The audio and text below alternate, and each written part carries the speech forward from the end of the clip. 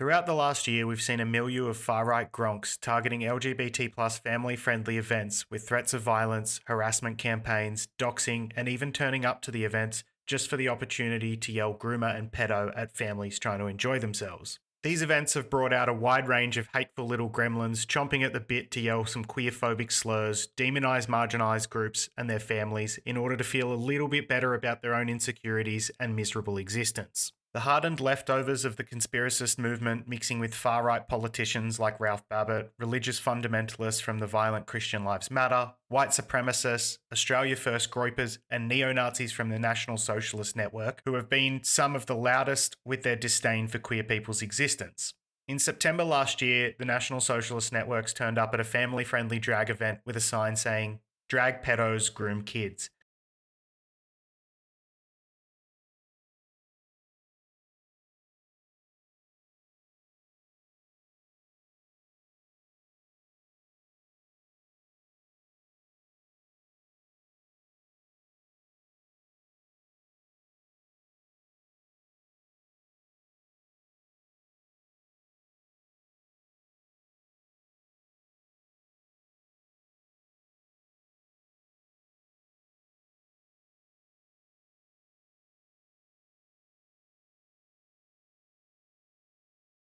And earlier this year turned up in support of Kelly J. Keen's now infamous Let Women Speak rally with a sign that said, "Destroy pedo freaks."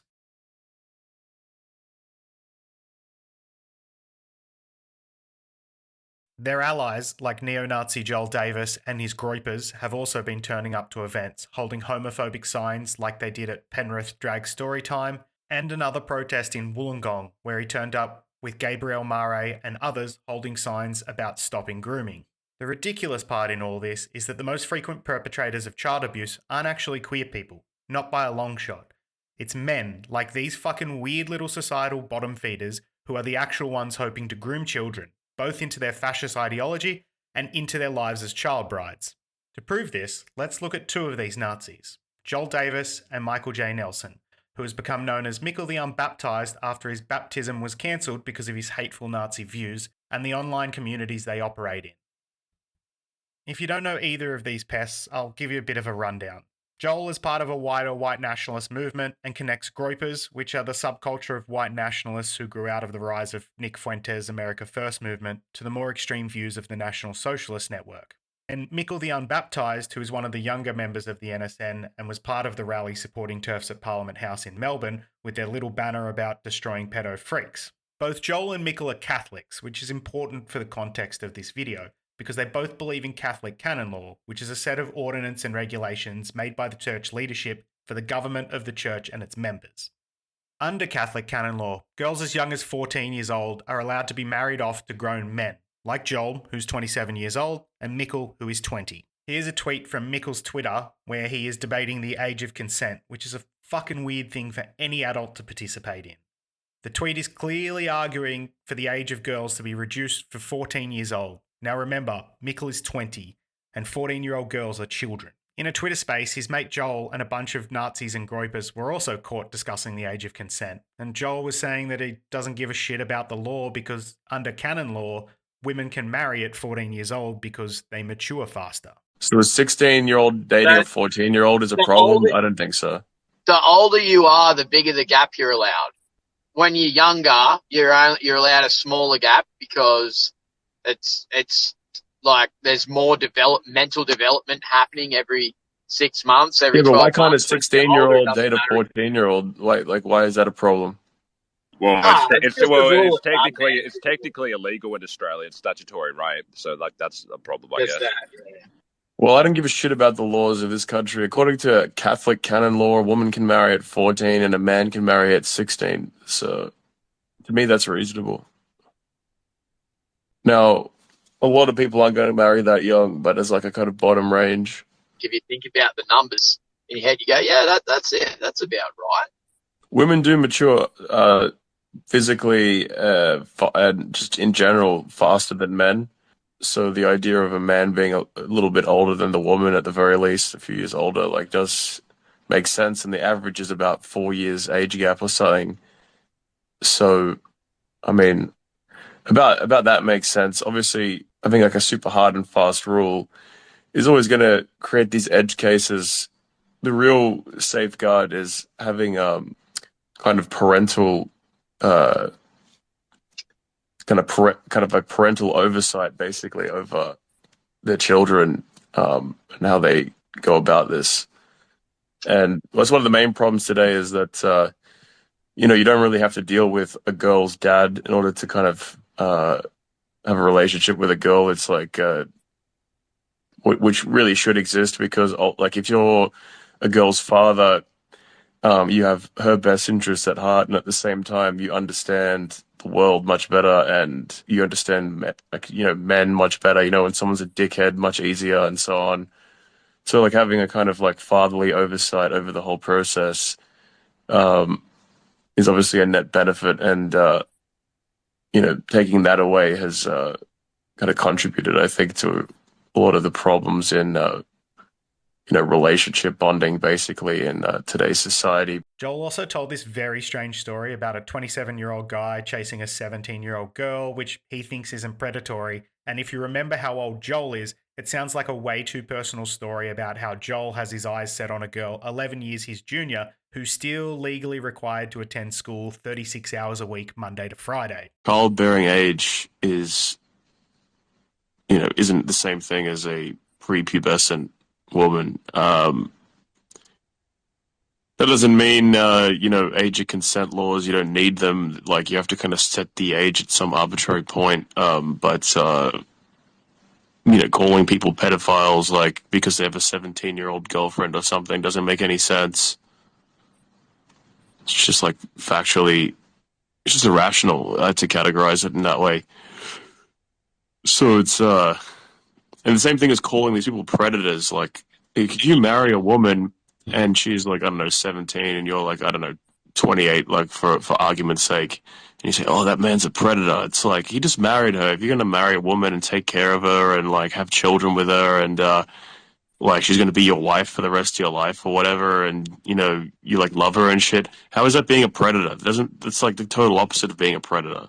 I don't know about you, but I think both of these fucking losers should be on a list that prevents them from being within a certain distance of any school or playground. Because what they are talking about is child marriage, which is where at least one of the parties is under the age of 18 and is a literal human rights violation and contributes to higher than average mortality rates due to it being accompanied by early and frequent pregnancy and childbirth, which is something these fucking losers think children should be doing on the regular to provide them with babies.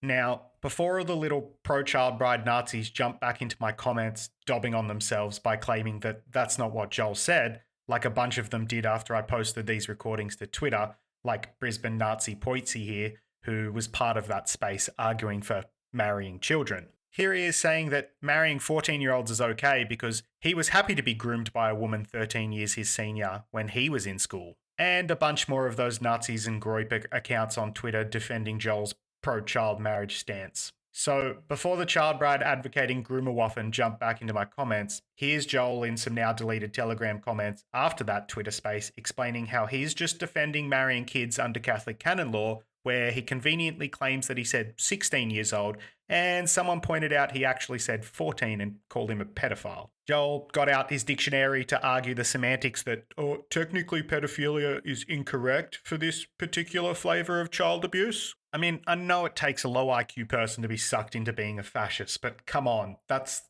been your whole thing for the last 12 months, running around calling everyone groomer. They are out on the streets yelling groomer at families for taking their kids to family-friendly events while behind closed doors they're doing the weird, well, technically it's hebephilia, not pedophilia dance for their own depravity. Here's Mikkel's Telegram and a bunch of those Nazis in that group talking about it, and fair warning, these comments are pretty disgusting. Here they are talking about how canon law should be reduced back down to 12 years old so they can marry girls even younger than 14. Here they are talking about how they can look at a young girl and know that they've reached puberty just by looking at them. Talking about marrying off their own children one day, defending their views as not being immoral, and again, doing the technically it's hebephilia, not pedophilia dance, which is fucking weird and makes them sound even more like pedophiles. And my girlfriend was like, oh, no, we cannot listen to R. Kelly. R. Kelly is a pedophile.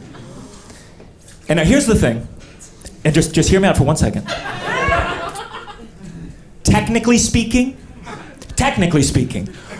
R. Kelly is not a pedophile. Just give me 1 second. I promise this goes one. Just hear me out. The term pedophile refers to people who are attracted to those that are prepubescent. Then there's something called a hebophile. That's people who are attracted to those in the early stages of puberty, like 11, 12, 13, 14. And then there's something called an ephebophile. That's people who are attracted to those in the later stages of puberty, like 15, 16, 17, 18.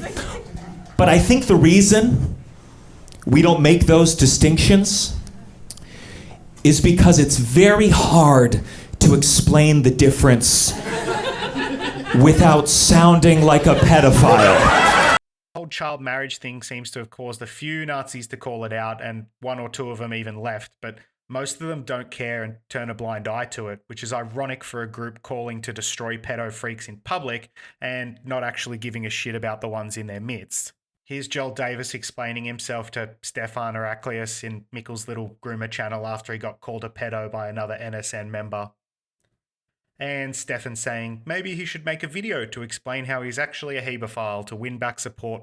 Apparently a few of the Nazis think Joel is a pedo too, but Joel reckons he hasn't lost any support and it's just that they're listening to Antifa smears.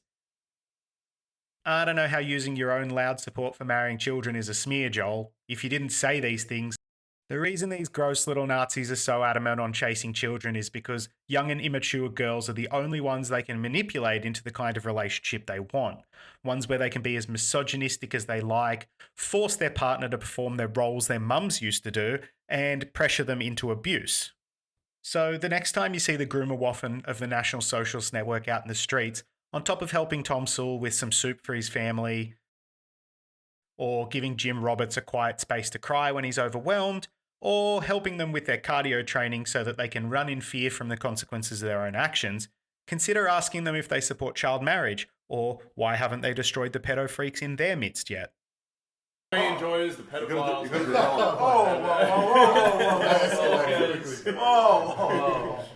Okay, no, it's a phebophile. Sorry, it's a phebophiles.